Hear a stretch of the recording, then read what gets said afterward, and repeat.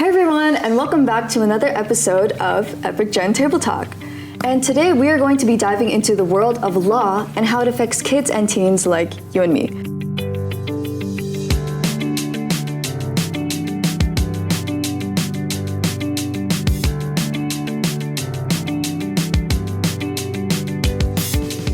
Now, I know that this topic could be pretty deep and intimidating, but really it's just a set of rules that we are already observing, like at school, at home, or in the community. So why don't we actually touch upon something that's common to all of us? House rules. I mean, everybody has that kind of stuff, right? Oh my goodness, you're so real for that. It's like in my household, there's always a rule about devices at the dinner table. But the only unfair thing I think about it is that some people get to break the rules. I think the iPad shouldn't be a special guest at the dinner table for that certain person. She's really holding a grudge there. Oh my god. She's really trying hard she's really not holding to that name drop grudge. right I now. just don't think the iPad should be a guest at the dinner table. He's always there every single day with the iPad. The iPad's a he, guys. Here you go, iPad. I'm sorry if I misgender you, but thank you for being a guest. I guess she has a love-hate relationship with it. She has a strong love-hate relationship with it. I was an iPad kid, so I get why the iPad was at the dinner table, but that doesn't Why mean... is he there? Why? Like, he shouldn't be there. Have a little conversation. Yeah, right? Okay. For me, this I don't know if this is for anybody else out there, but specifically in my house, because I'm gonna call this person out. My dad. He switches every 2 weeks between days and night shifts, right? So if he's working days, that means that night I have to be quiet by 9 o'clock. I can't make a single noise. If I shut the microwave, it's gonna wake him up. I can't even cook myself a snack. And then if he's working nights, I have to wake up so quietly and get everything done quietly. Leave my house quietly so that he doesn't wake up, because he's the lightest sleeper Oh my gosh. on this planet. That's the opposite for my dad. He's a deep sleeper. Oh my goodness, me too. His snore really makes it evident. But I guess for me, like, a house rule that I have, well, actually, I don't really know if this counts. It's just like, it's kind of like a story, but like the house rule I have in my house is like I clean the washroom every like Saturday or during the weekend, which is valid. Of course, like I'm gonna do that. I'm like supposed to like do my part in the house, of course. But the one funny thing I find about this is my mom is always changing up the way I clean the washroom. Or like, not exactly, but like she's always changing up the material I use. Like there's this one time where like of course like when I wipe down like, you know, like the window, I like use like some sort of like cloth or like tissue. But she's always like, no, don't use this one, use that one. And I'm like, okay. And then maybe the following week, she's like, why are you using this one? Use that one. And I'm like, but you told me to change, so we're changing again. It's okay, I find that funny, but I mean, it gets the job done anyway, so it's okay. I just find that really funny, because she's like changing up her answer. I'm like, girl, didn't you tell me to do this last week? It's okay. But anyways, let's step aside from like house rules. What about school rules? Like, is there anything you love? Is there anything you hate? Maybe is there something like you want to add as a rule in your school? I don't know. For me, I've had this with multiple teachers, but this was a problem last year with this one teacher specifically. It was like, the bell doesn't dismiss you, I do. And she would like, I was like outside in a portable too, right? Like I'd have to run around the whole entire school to get to my next class. And it would just be like, the bell doesn't dismiss you, I do. And then I'd have to be there the whole time. And then I almost name dropped. And then my teacher at the class after that was like, you're late. You're late to my class. I was like, my teacher made me late. He's like, no, you can't be late to my class. And when my other teacher said, tell your other teacher that you're going to be late because I wasn't done talking. But then my other teacher's like, that's not acceptable. And it's like, really? Just mark me late. Just mark me late. I think at my school, like, okay, because my school, I go to a self-directed school, so like, of course, there's gonna be like a lot of different rules. But one rule that I'm don't really like understand is we have this rule called no movement. So like during like a period, so like during like our period 3, like we can't move for the last 20 minutes of, when they mean no movement, you can't like walk in the hall. Let me clarify that. It's not like I have to stay still. You can't walk in the hall. I mean, I guess it's valid because like right after that is technically like lunch break, so I guess that kind of like prevents people from like leaving classes early. But then at the same time, it's like do we really need it? Well, Yeah. I mean, I get why it's there. Yeah. But then at the same time, it's like, do we really need it? Really need it. It's the same thing at the end of the day too. Again, it's probably just to prevent students from like leaving classes because like, you know, people might just be like, oh, I'm gonna like skip, like I'm gonna like get out of here now. Like I don't need to be. That happened today at my school. Really? Some kids dipped and then they had to call them on the announcements, and I knew the kids too. I saw them leave through the forest and I was like, why are they going? It's the end of recess. They left through the forest. They That's left funny. through the Sorry. forest. I think they were going to get Tim Hortons. No name dropping, but you know who you are.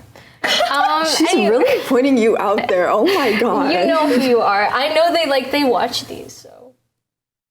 You Okay. know who you are. You know who you are. So at my school, do you guys have uniform? Any like dress code rules? I know. Yeah. Okay, so my school had a really important dress code rule. I merged those words. Dress code rule that required us to wear a summer uniform and a winter uniform. And winter uniforms stretched all the way until like May, right? May? So in April, there was like a really hot that temperature. It was like heat stroke. 20 degrees or like 30 degrees. It was hot. It Yeah. was hot. And they still made us wear tights because for winter uniform, we had to wear tights. So in the sweltering heat, as we're all dying of like fever and we're like gonna die of overheating, they're like, no. I do not want to see any socks. And I'm pretty sure people were sent home for What? wearing socks. So we had to write a petition to get the summer uniform to like extend so that there was like no set uniform so anyone could just wear what they want. And another thing to that was girls, so we have to wear, if you ever have a uniform skirt, you know that you usually have to wear a uniform like knee-high socks. Yeah. That was what it was for us. But boys, they had shorts of the same length, but they could wear ankle socks. So why is that? Like, that's just because they're boys and we're girls? So we had to write a petition for that too. So now we can also wear ankle socks with our skirt. Hooray! Yes. Yay! Equality! Now, law protects basic rights, and you know, children and teens like us do have rights as well. Oh my God, you're so right, because the United Nations Convention on the Rights of the Child, or UNCRC, has a list of rights for all children up to the ages of 18. And they include principles like non-discrimination, freedom of thought, and protection of privacy. And those are just to list a few. There are so many more rights. Speaking of children's rights, let me read this so I don't get it twisted. Canada's declared November 20th as National Child Day to celebrate the rights of children. And, you know, that's kind of why we're all wearing blue fits today. If you haven't to show our noticed. support. You know, Canada signed on to the UNCRC and made a commitment to ensure that all kids are treated with dignity, respect, and also have the opportunity to reach their full potential. Yes, exactly. And it's very valuable that kids and teens like us know that we have rights at a very young age. And luckily, it is great that our special guest today is in the legal field that can help us further explore children's rights, especially around relevant issues that are facing us today. So stay tuned and we will be right back.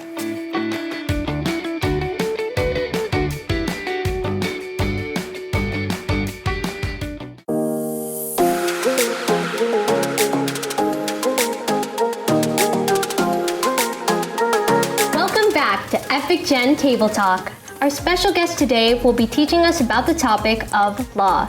She's a licensed paralegal and notary public, and a professor to aspiring legal professionals at Humber College and Centennial College. Please welcome the unstoppable force behind Villafuerte and Associates Legal Services, Ms. Kim Villafuerte. Thank you very much. You actually pronounced my name really, really good, and I'm really, really proud of you. Okay, Gloria. So I kept practicing it because I didn't want to mess up. I can't even pronounce my last It's such a pretty name. I hope so. Thank you so much for being here. We're so happy to have you here. As a legal professional and someone who's fighting for the rights of marginalized community, could you please tell us, or in kid-friendly terms, Okay. what is law and why it's important for us as kids to learn about our rights? Essentially, law is just a set of rules. It's for us to kind of follow. You have rules at school, you have rules at home, you have rules everywhere you go. So think of it when you're playing games. It's pretty much, when you're playing, let's say, what kind of games? Monopoly. There's a set of rules, right? So law is a set of rules that we follow so that everybody can be treated fairly in a safe way, in a safe manner. And yeah, is that kid-friendly enough? Yes, you explained it very well, actually. Thank you so much for that. Yeah. A common issue for teens is bullying, whether it's online or physical, in person. And that may, you may experience name calling, being labeled, or even worse, getting assaulted. And sometimes invasion of privacy, whether it's a cyberbullying incident. So I've been through stuff like that before, and I'm just wondering, what are our rights against those kind of things, and how do we stand up for our rights? Thank you. That is a wonderful question. Okay, so it's a very unfortunate situation that teens these days are obviously facing this online cyberbullying. It doesn't have to be in person, but it always happens online. And one of the things that you have to remember is that you have the right to feel safe, whether online or in, obviously in person, right? The right to have privacy. Nobody should be snooping around your stuff. And the right to be heard, the right to speak up. If you feel like you are being threatened, cyberbullying can affect you mentally, doesn't have to be physically. So those are just the 3 common rights, but there are more, but I cannot elaborate further because we just have a few minutes. But those are something that you have to keep in mind in general. How do we know when it's too much and we have to stand up for ourselves against it? I think you would know if it's too much, if it's mentally draining you, if it's affecting your confidence, if it's affecting how you interact with people, if it's giving you anxiety, depression, and you feel a little bit worthless. And that is pretty much affecting your mental state. So physically, even though you're not actually being physically touched or abused or whatever the case may be, mentally it's affecting you. Right? So when you feel that you're mentally drained, you know that you have to speak up. You have to speak to someone that you trust, an adult. You have to speak to a counselor. You have to speak to your mentor or a guidance counselor at school or whoever it is that you feel safe, that you're not going to be judged, but you are going to be heard. Now, another right of children is non-discrimination, and it's really important that every child gets equal treatment, no matter their gender identity, their religion, their ethnicity, physical appearance, and much more. So how can a child assert their right to equal treatment if they're experiencing some kind of form of discrimination? Let's say, for example, they're being made fun of, or they're being left out because of a certain reason. That's a really, really good question. I know earlier Tia asked me about why it's important for kids to learn about your rights. It's important because it makes you understand what you can actually tolerate, what is not fair, and what is not right.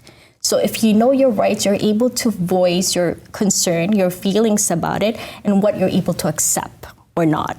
So it ties into that question that you actually just asked me. So for example, if you are feeling that you are being discriminated or you're being isolated from a certain situation, it's important for you to speak up and try to use the words I statement. Does anybody know what an I statement is? Okay, great. An I statement is basically you use the word I feel that I am not appreciated. I feel that I feel like this chat room is not very friendly. So instead of saying you are making me feel bad, you are making me do this, or you are not including me, use the word I statement. You vocalize your concerns and your emotions so that you're not blaming anybody else, but you're You're directing it to yourself as to how you feel. And so that's number one. Speak about how you feel and how you want to be treated. But use the word I instead of you. It's an I statement. So I hope that answers your question. It does. Okay. Thank you. Yeah, and me personally, this is just a question that I wanted to ask. How did you get into the legal field?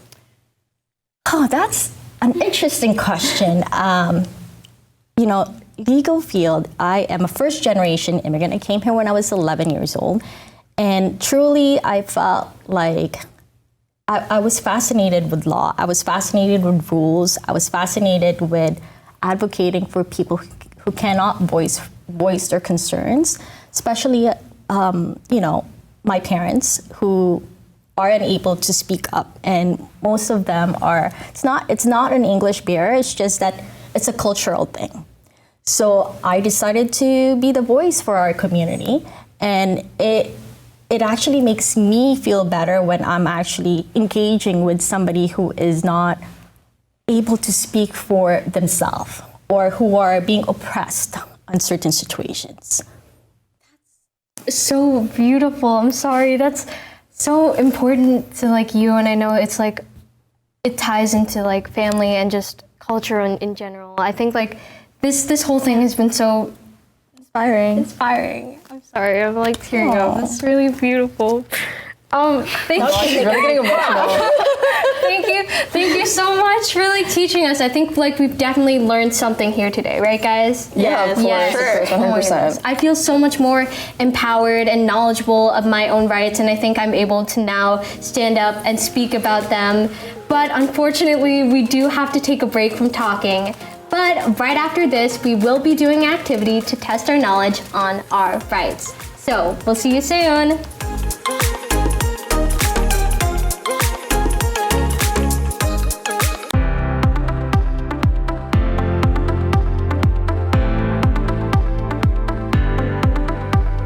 Thanks for tuning back in to Epic Gen Table Talk. We've been having some very great conversations about child rights with Miss Kim Villafuerte. And now we're going to do an activity and see if we can distinguish what's right and what's not. Absolutely. I just wanted to kind of engage with you guys. Have you guys ever heard of your Charter of Rights and Freedoms when you were in grade 6 or grade 7? Good question. No, I don't think so. Maybe because of COVID, but... No, Charter of Rights and Freedom, right to speech, right to mobility, right to vote. See, I swear I heard this in my history homework at some point, because I remember like having to answer a question on this, but they didn't go too in depth on that. I think it was literally like when it was established, maybe something like that. The right to have English and French bilingual, because we live in a country where it's English and French. The right to vote, the right to move from one country to another country. Come on, guys. I don't know any of this. I had online school. This isn't my fault. It's okay. We're gonna refresh today. Okay. I hope you guys, have a little bit of an idea. I'll ask you some questions so that we can distinguish whether you know your rights or you know what you want. Okay. All right. Oh, it's a difference between a need and a want. Right. It's a need and a want situation. Okay. So we can add needs, want, and rights. Okay. So, 14-year-old daughter of mine asked me if she can get an iPhone. Is that a right? That's a want. That's a want. It's a request. I want. Yeah. I want this item. Great. I think that's great. It's a want. Is it a need? No, not really. Okay. Can you differentiate what want and needs are? Hey guys, so who knows their vocabulary? Me. Go ahead. Okay, so a need is something that I guess, it's in the word. It's a need, like you need to have it to be able to do your daily things. Like it is either in your daily routine or it is like something that you either need to survive. Like, you know how plants need like water and sunlight to live? Necessary. Like food is That's a the need. word. Necessary. That's the word. And what is want? Something you'd like to have. Something you'd like oh, I would like to do this, or I would like to have this item. Like, say, for example, like the phone you just mentioned. Right. It's not necessarily like we're gonna die without it. Like, Oh, but 14-year-old will die without it, right? Yes. Okay, so that's good. What about a teenager needs to have a safe home, like a place to stay? That's right. necessary. That's a right. That's a right. That's a right. Yeah.